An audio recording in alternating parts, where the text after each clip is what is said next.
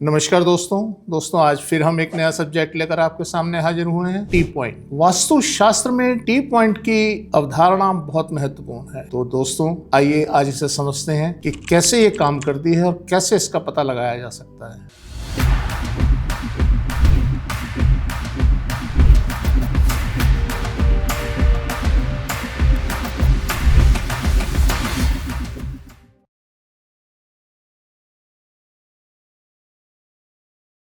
दोस्तों वास्तुशास्त्र एक प्राचीन भारतीय विज्ञान है जो वैदिक आर्किटेक्चर के नाम से जाना जाता है। आज मॉडर्न समय में इस अवधारणा का बिगड़ा हुआ स्वरूप हमें मिलता है। तो दोस्तों वास्तुशास्त्र परिकल्पना करता है सुखद समाज की, समृद्ध समाज की। तो इसका उद्देश्य जीवन में सुख, समृद्धि और शांति लाना है। वास्तुशास्त्र के अनुसार प्रत्येक भवन या स्थान में एक विशिष्ट ऊर्जा होती है। उसके निर्माण और डिजाइन पर निर्भर करता है कि वह किस तरीके की है। तो दोस्तों इसी तरीके से जब हम टी पॉइंट की बात करते हैं तो सबसे पहले यह जानना आवश्यक है कि हमें कैसे पता लगे कि इस टी पॉइंट का प्रभाव हमारे भवन पर या हमारे ऊपर पड़ रहा है। दोस्तों जैसा कि हम कहते आए हैं कि दो तरीके के सिम्टम हमारे जीवन में होते हैं, एक आंतरिक और एक भौतिक, एक नजर आने वाले और एक ना नजर आने वाले अभौतिक। तो जो बिल्डिंग के ऊपर टी पॉइंट का इम्पैक्ट आ रहा होगा, उसका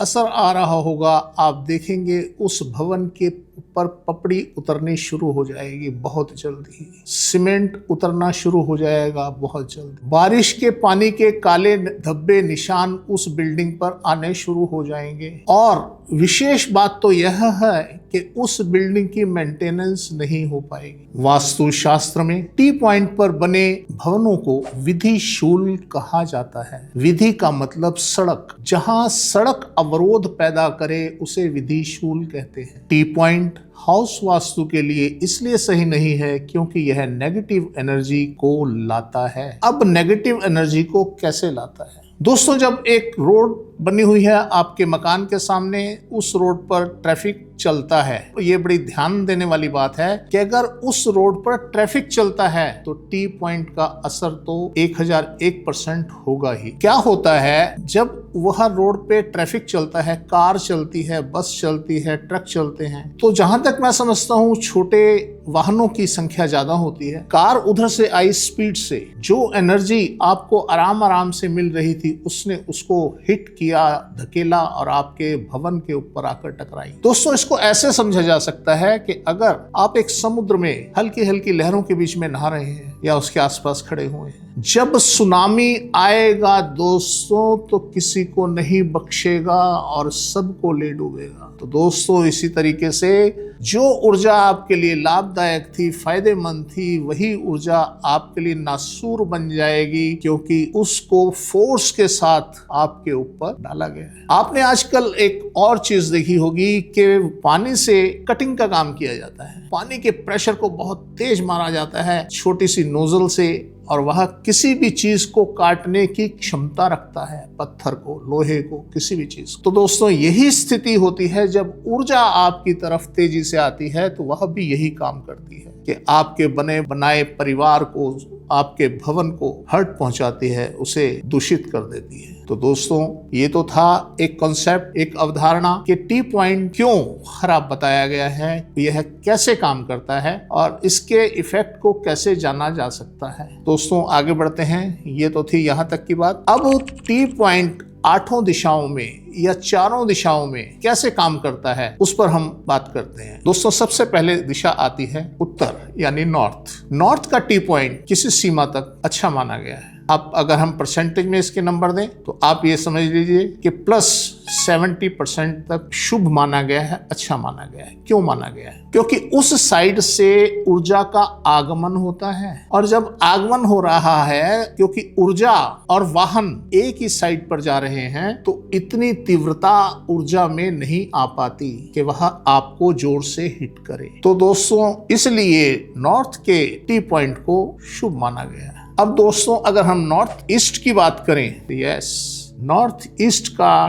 टी पॉइंट भी शुभ माना गया है। जिस तरीके से हमने नॉर्थ की गणना की, जिस तरीके से हमने नॉर्थ की बात की, उसी तरीके से हम नॉर्थ ईस्ट की बात करेंगे। तो दोस्तों इसके बाद दिशा आती है पूर्व यानी ईस्ट। ईस्ट दिशा का T पॉइंट 50% प्लस होता है, यानी 50% तक शुभ हो सकता है, बशर्ते के आसपास, उस सड़क के आसपास मकान ज्यादा ना बने हो। दोस्तों यहाँ एक बात कहना चाहेंगे, जब हम टी पॉइंट की बात करते हैं, टी पॉइंट के ऊपर कई तरीके की स्थिति होती है। एक टी पॉइंट होता है दोनों साइडों पे बिल्डिंग बनी हुई है और बीच में से सड़क आ रही है, सबसे ज्यादा प्रभावशाली टी पॉइंट होता है, क्योंकि ऊर्जा बजाय इधर उधर जाने के सीधी हिट होगी और तीर की तरह आके आपके मकान पर लगेगी। दूसरा टी पॉइंट होता है कि एक साइड में पार्क बना हुआ है और एक साइड में बिल्डिंग बनी हुई है। तो दोस्तों यहाँ हम 50% सेव हो जाते हैं, क्योंकि ऊर्जा का बहाव जब सामने से गाड़ी आई तो अगर राइट में है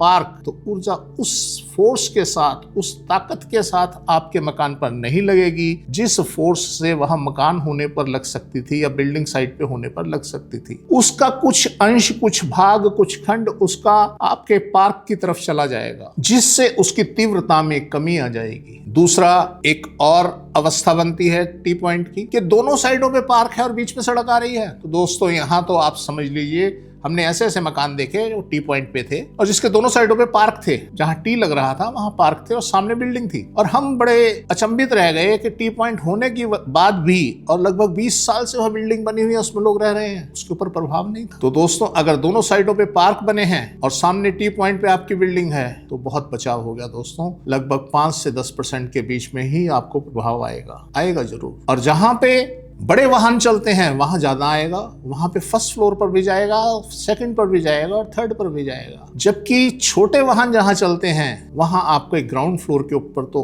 बहुत तेज प्रभाव पड़ेगा। तो दोस्तों अभी हम बाद में बताएंगे कि इससे कैसे निजात पाई जा सके, इसके क्या क्या उपाय हैं, किस तरीके से हम इसके प्रभाव को कम कर सकते हैं। तो दोस्तों अभी तक हमने बात की थी ईस्ट की यानी पूर्व दिशा की। अब हम बात करते हैं साउथ ईस्ट की यानी आग्नेय कोण की। दोस्तों हमने अक्सर ये पाया है कि जो आग्नेय कोण के टी पॉइंट के ऊपर भवन बने होते हैं उनमें आग लगने का खतरा रहता है। वहां आग लगी, एक फैक्ट्री थी दोस्तों नरेला के अंदर, टी पॉइंट पे बनी हुई थी, तो वहां हर साल आग लगा करती थी। तो हमें जब बुलाया गया तो हमने ही ये बात उनसे पूछी कि क्या यहाँ ऐसा होता है, तो हमें बोला गया यस ऐसा होता है। तो उनका उपाय किया गया दोस्तों, उनको तरीका बताया गया कि किस तरीके से क्या व्यवस्था करें जिससे इसके प्रभाव को कम किया जा सके। तो दोस्तों आगे बढ़ते हैं हम साउथ यानी दक्षिण। सबसे खतरनाक पोजीशन दक्षिण के टी पॉइंट की होती है दोस्तों। अगर ये टी पॉइंट दक्षिण में है तो दक्षिण से क्या होता है, दक्षिण ऊर्जा के जाने का रास्ता है, ऊर्जा के निकलने का रास्ता है, आने का नहीं जाने का रास्ता है। और वहां क्या होता है, जब सामने से कोई वाहन आ रहा होता है तो वह उसकी विपरीत दिशा में आता है और उसको हिट करता है और जो ऊर्जा जानी चाहिए थी वह वापस आपके घर में आती है। तो इस तरीके से दोस्तों ये भी एक अपवाद है कि साउथ में कैसे हम इसका उपाय कर सकें, कैसे हम इससे बच सकें।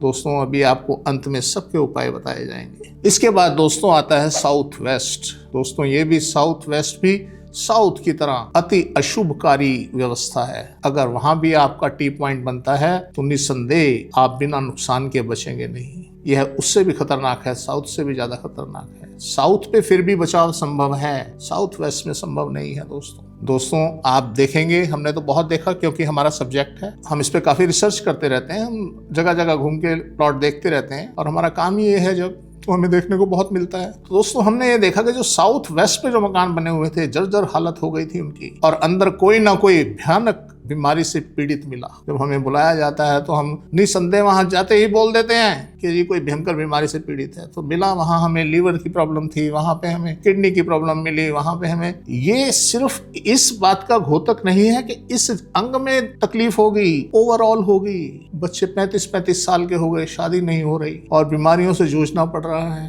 काम नहीं है, बेरोजगार हैं। तो बड़ी सारी ऐसी अवस्थाएं हमें देखने को मिली। तो दोस्तों अगर हम कहें सबसे खतरनाक तो यस, साउथ वेस्ट का टी पॉइंट सबसे खतरनाक है। दोस्तों उसके बाद चलते हैं वेस्ट। वेस्ट का टी पॉइंट साउथ वेस्ट के टी पॉइंट से थोड़ा कम खतरनाक है, खतरनाक है पर कम खतरनाक है। इसको हम अगर नंबर देना चाहें तो हम नंबर दे सकते हैं 50। और अगर हम बात करें वेस्ट टी पॉइंट की, तो इसकी अवस्था लगभग उसी तरीके से हो जाती है जैसे साउथ की। साउथ के अगर हमने नंबर दिए थे तो -100% और साउथ वेस्ट के -200% और वेस्ट के -50%। तो दोस्तों इसलिए इस तरीके के टी पॉइंट ये खतरनाक हैं, ऐसा हमें अनुभव में देखने को मिला और शास्त्र भी यही कहता है। इसके बाद दोस्तों अगला टी पॉइंट आता है नॉर्थ वेस्ट। नॉर्थ वेस्ट का टी पॉइंट दोस्तों थोड़ा हल्का हो जाता है। वहां हमें ऐसे अपवाद देखने को नहीं मिले, इस तरीके की व्यवस्थाएं देखने को नहीं मिली कि लोग बहुत ज्यादा पीड़ित थे पर कम। उस जगह पे क्या देखा हमने कि बिल्डिंगें खाली पड़ी हैं। अभी हमने पीतमपुरा के अंदर एक जगह हमें बुलाया गया कि जी एक हम बिल्डिंग ले रहे हैं और ये आप देख लीजिए। जब हम वहां गए उसका ओनर विदेश में था और बिल्डिंग खाली पड़ी थी। अब दोस्तों उन्हें फिर मना किया गया कि आप इस बिल्डिंग को ना लें। वह नॉर्थ वेस्ट का टी पॉइंट था। तो दोस्तों इस तरीके से अभी आपने जाना कि दिशाओं का टी पॉइंट पे क्या प्रभाव पड़ता है या किस दिशा के टी पॉइंट का हमारे ऊपर, हमारी बिल्डिंग के ऊपर क्या प्रभाव पड़ता है। दोस्तों अब हम आते हैं उपाय कि हमें क्या ऐसे उपाय कर सकते हैं जिससे इनका प्रभाव ना हो या कम हो। तो दोस्तों जो हमने खराब टी पॉइंट बताए उनका अगर उपाय करना है दोस्तों तो हमारे पास दो तरीके हैं। आजकल एक कॉन्सेप्ट चला है स्टिल्ट पार्किंग का, यानी कि ग्राउंड फ्लोर के ऊपर आप पार्किंग के लिए जगह छोड़ देते हैं, वहां पे खाली रखते हैं। इसमें अगर ऐसा किया जाए कि पीछे भी वॉल ना बना के कोई रेलिंग ग्रिल इस टाइप की चीज लगा दी जाए तो होगा क्या, जो ऊर्जा तेजी से आपके मकान को हिट कर रही है, आपके भवन को हिट कर रही है, वह रुकेगी नहीं और वह सीधी आर पार हो जाएगी, बाहर निकल जाएगी दूसरी तरफ से।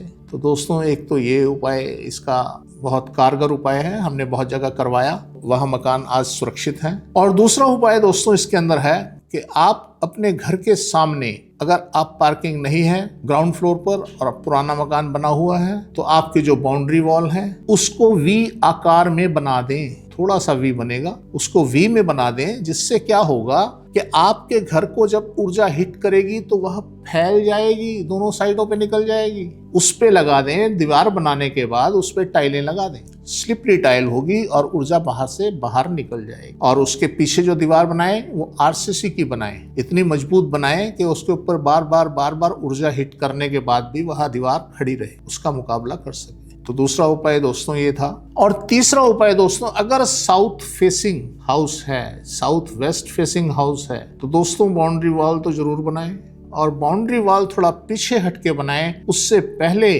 नीचे जमीन में एक गड्ढा कर दें, पूरी बाउंड्री वॉल जितना लंबा। उस गड्ढे के अंदर आप ऊपर से रेलिंग लगा दें या जाली लगा दें या किसी भी तरीके से लोहे की नेट लगाएं जिससे कि उसके अंदर पानी और एयर जा सके। जब आपके दीवार से वह ऊर्जा टकराएगी तो वह नीचे जमीन में चली जाए। तो दोस्तों एक ये उपाय भी है कि आप साउथ वेस्ट फेसिंग में इस तरीके से आप इसका उपाय कर सकते हैं। तो दोस्तों आज हम यहीं पे विराम लेते हैं, आपसे इजाजत चाहते हैं। आपको और किसी विषय में अगर जानकारी लेनी हो तो आप जरूर बताएं। दोस्तों होता क्या है, यहाँ हम वीडियो में उतना सब कुछ नहीं बता पाते जितना कुछ होता है, हम यहाँ कुछ अंश ही आपको बता पाते हैं। अदरवाइज इसके पीछे कहानियां और इसके पीछे सिद्धांत, इसके पीछे लॉज तो बहुत सारे होते हैं, क्योंकि समय की कमी होती है, एक लिमिटेड टाइम होता है हमारा, तो इसलिए हम आपको सभी कुछ नहीं बता पाते। तो फिर भी आप जो कुछ पूछना चाहें आप कमेंट बॉक्स में आए और वहां पे आके आप पूछें। हमें जवाब देने में देरी हो सकती है